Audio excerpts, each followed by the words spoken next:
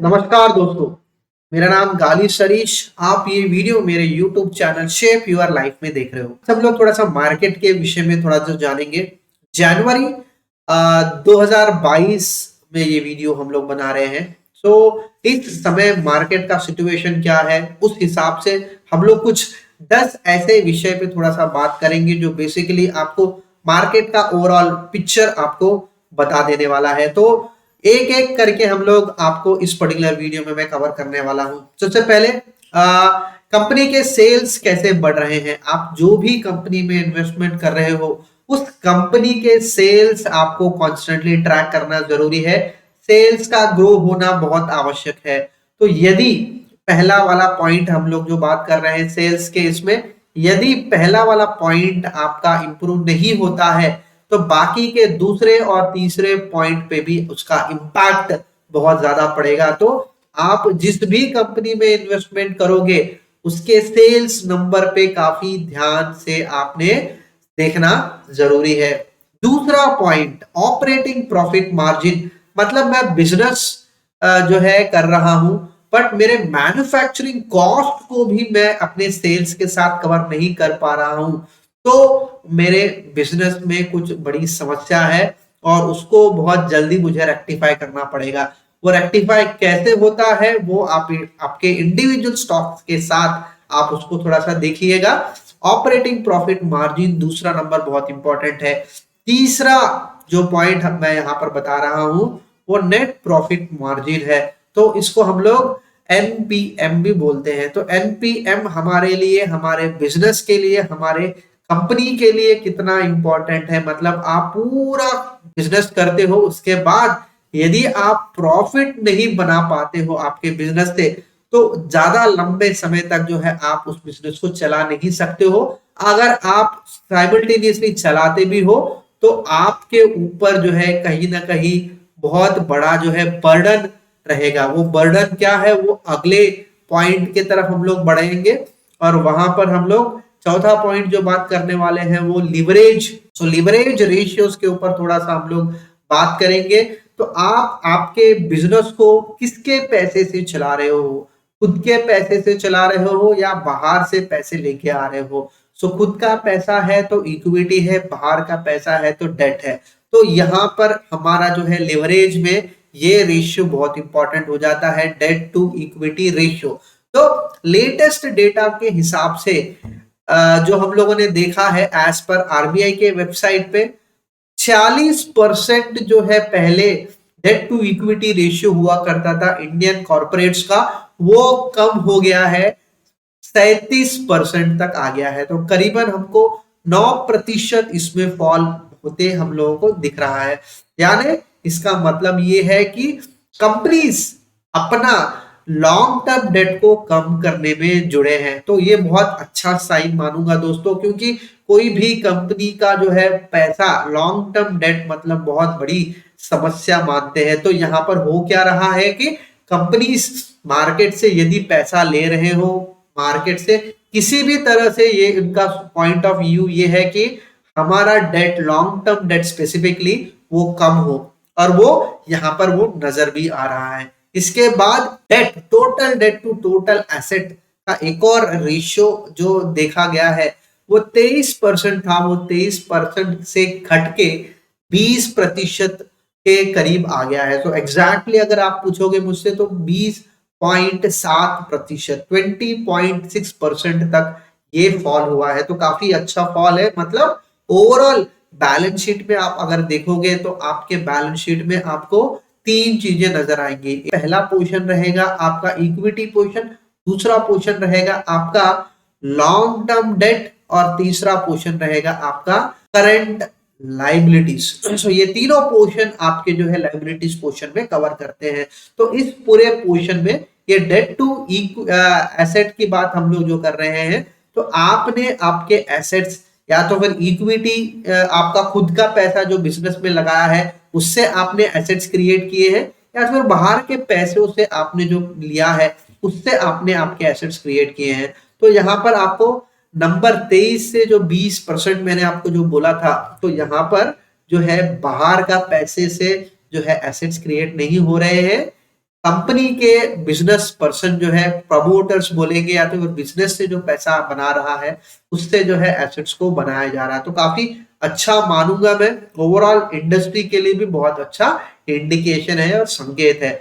इसके अगले पॉइंट की तरफ आएंगे तो थोड़ा सा आपको जो है नंबर लगेगा कि यहाँ पर थोड़ा सा हमको हमारे फंडामेंटल्स की तरफ थोड़ा सा ध्यान देना पड़ेगा। और फंडामेंटल्स क्या है? Fixed to total assets. तो बेसिकली यहाँ पर आपको समझना है कि जैसे हम लोग लाइबिलिटीज में देख रहे हैं वैसे हम लोगों ने एसेट्स की तरफ में भी ध्यान देना है।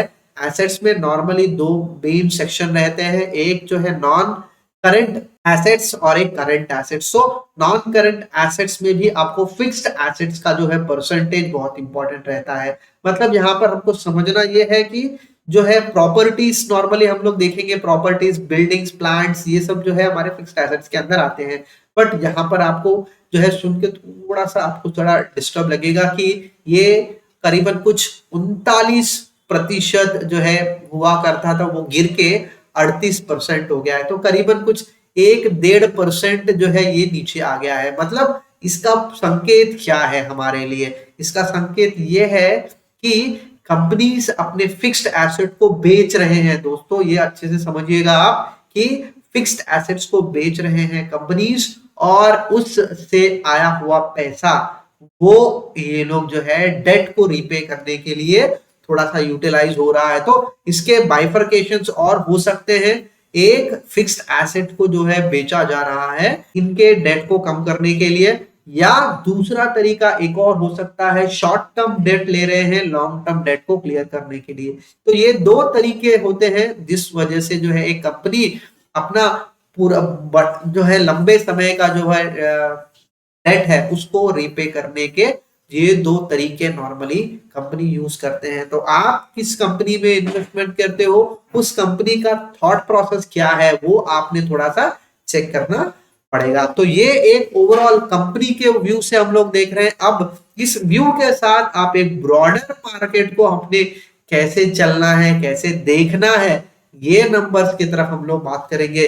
तो अब हम लोग 7वें नंबर की तरफ आएंगे, वो है एनएससी का विक्स। तो normally as per RBI VIX का नंबर जो है 17.8 है। तो इस 17.8 एवरेज नॉर्मली ये होना चाहिए। बट इससे अगर ऊपर रहता है तो मार्केट बहुत ज्यादा वॉलेटाइल है, इससे अगर नीचे रहता है तो मार्केट थोड़ा सा जो है आपको धीमा लगेगा, ज्यादा वॉलेटिलिटी नहीं लगेगा। तो यहाँ पर इस पर्टिकुलर पॉइंट टाइम में ये 17 से बहुत ऊपर आ गया है, 20 के करीब है। तो जब भी ये 20 के करीब जाता है वहां पर जो है वॉलेटिलिटी आपको आपके स्टॉक में और आपके मार्केट में नजर आता है। तो वो यहाँ पर आपको दिख रहा है। और कई दिनों से हम लोगों ने पिछले जनवरी में स्पेसिफिकली हम लोगों ने देखा मार्केट बहुत ज्यादा जो है वॉलेटाइल बनते हम लोग देख रहे हैं, क्योंकि ये विक्स जो है मार्केट में वॉलेटिलिटी बढ़ रही है। यही चीज हम लोगों ने 2020 में भी देखा था, जहां पर ये विक्स करीबन कुछ 65-70 तक आ गया था। तो वॉलेटिलिटी बहुत हाई था 2020 में, वो नीचे आ गया है ऑलमोस्ट 10-15 के बीच में काफी दिन था। बट फिर से ये धीरे धीरे ये 17 के ऊपर जाते हम लोग देख रहे हैं। अब बाकी के 3 पॉइंट्स की तरफ हम लोग जाएंगे। Price to book value. तो एवरेज हम लोग जब अगर नंबर देखते हैं ओवरऑल मार्केट की तरफ तो 3.26 होना चाहिए on an average. Current situation में 3.36 है। तो बेसिकली ये आपको क्या दर्शाता है कि आपका जो एसेट वैल्यूएशन है प्राइस के हिसाब से जो है कितना गुना ज्यादा है। सो आपको यहाँ पर पता चलेगा कि आपका प्राइस जो है बेसिकली समझना है कि आपका जो है वैल्यूएशन है इन बुक्स अगर 100 रुपए है तो ये प्राइस के हिसाब से अगर आप कंपेयर करोगे तो प्राइस जो है 3 गुना ज्यादा है। तो ये price to book value ratio में जो है ज्यादा अंतर नहीं होना चाहिए, ज्यादा डिफरेंस नहीं होना चाहिए। तो ये अंतर कितना है? नॉर्मली 3.26 होना चाहिए, बट करंट लेवल पे ये 3.36 है दोस्तों। तो ये पॉइंट आपको समझना है कि आपके एसेट्स या तो फिर बहुत ज्यादा अंडर वैल्यूड है, या तो फिर आपका प्राइस जो है, या तो फिर आपका मार्केट जो है बहुत ज्यादा ओवर वैल्यूड है। ये दोनों में कहीं ना कहीं करेक्शन होना चाहिए, और इस करेक्शन के हिसाब से जो है हमारा मार्केट करेक्शन होता है, मार्केट के प्राइसेस गिरते हैं, या तो फिर आपका जो है ये इस तरह से जो है मार्केट अपने आप को जो है बैलेंस करके चलता है। और 90.9 पॉइंट की तरफ आते हैं तो एम कैप टू जीडीपी, सो इसको मार्केट कैपिटलाइजेशन बोलते हैं। टोटल मार्केट का क्या कैपिटल है, एम कैप क्या है और जीडीपी का जो है इन वैल्यू टर्म्स, तो दोनों को अगर हम लोग कंपेयर करते हैं तो नॉर्मली जो है ये कुछ 75 के करीब होना चाहिए, बट उस हिसाब से अगर हम लोग देख रहे हैं आज के समय पे 113 है, तो ये बहुत आगे है दोस्तों, बहुत बहुत ही ऊपर की तरफ है। तो ऐसे समय पे होता कैसा है, या तो फिर मार्केट बहुत ज्यादा करेक्ट करेगा या तो फिर आपका जो है कंट्री का जीडीपी बढ़ना चाहिए, ये दोनों साइमल्टेनियसली होने चाहिए। अगर नहीं होता है तो ये इतना हाई नंबर जो है आपके जो है स्टॉक मार्केट को जो है बहुत ज्यादा जो है ओवर वैल्यूड बताता है। तो इस ओवर वैल्यूड को अगर इस पर्टिकुलर टाइम में अगर आप मुझसे पूछोगे तो ये मार्केट वैल्यूएशन के लिए बेसिकली यहां से अगर मुझे मार्केट को ऊपर जाते अगर मुझे देखना है तो मेरे कंट्री का जीडीपी बढ़ना बहुत आवश्यक है, रादर देन स्टॉक के प्राइसेस नीचे आना। यहाँ पर बेसिकली इस पर्टिकुलर पॉइंट पे मैं आपको ये बोलूंगा 2020 में 2021 में क्या हुआ है, वो डेफिनेटली वहां पर बहुत अच्छा आपको रिटर्न मिला है।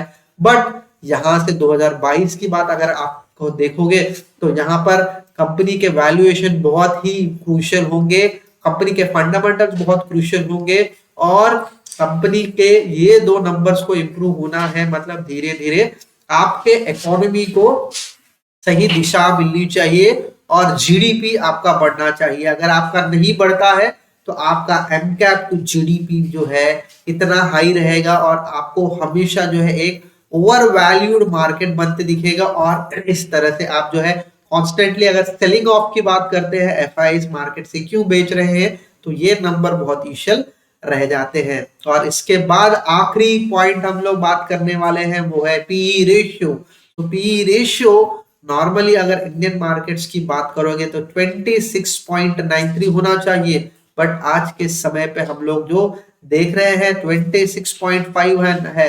तो पी रेशियो के हिसाब से आज मार्केट एक्सपेंसिव है अगर आप मुझसे पूछोगे तो। इस डेटा के हिसाब से मार्केट आपको एक बढ़िया अपॉर्चुनिटी दे रहा है, अच्छे स्टॉक्स भी कीजिए और स्टॉक में इन्वेस्टमेंट कीजिएगा। मार्केट इससे अगर थोड़ा सा और नीचे भी आता है तो घबराइएगा मत, आपको एक अच्छे पॉइंट पे आपको एक अच्छे एंट्री मिल रही है और उस पॉइंट के साथ आप जो है मार्केट में इन्वेस्टमेंट कर सकते हो। तो ये रहा दोस्तों आज का जो है बेसिकली मार्केट में इन्वेस्टमेंट करने के 10 इंपॉर्टेंट इंडिकेटर्स। इस इंडिकेटर्स के साथ जो है आप कॉन्स्टेंटली मार्केट में जो है देख सकते हो और डेफिनेटली ये कॉन्स्टेंटली मैं मेरे चैनल पे मैं अपडेट करता रहूंगा। और इस इंडिकेटर्स के साथ हम ऑन अ रेगुलर बेसिस में मार्केट कैसे चल रहा है और आपका इन्वेस्टमेंट किस डायरेक्शन में जाना चाहिए वो मैं आपको रेगुलरली बताते रहूंगा। Thank you friends, thank you for watching this video.